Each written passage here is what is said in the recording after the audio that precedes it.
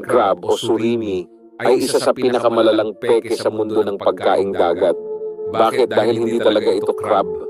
Ang laman ng surimi ay isang puting paste ng basurang isda, karaniwan pollock, na pinulbos, hinaluan ng starch, asukal, asin, artipisyal na pampalasa, at kung ano-ano pang chemical para lang magmukhang crab stick.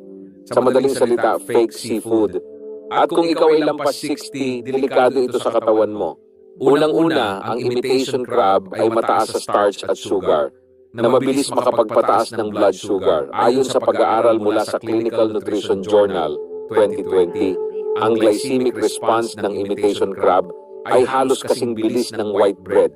Ibig sabihin, kapag kinain mo ito, biglang tataas ang asukal mo sa dugo at kasunod niyan, ang energy crash, pagod, hilo, o irritabling pakiramdam. Kung may type 2 diabetes ka, pre-diabetes, o insulin resistance, mas lalo kang nasa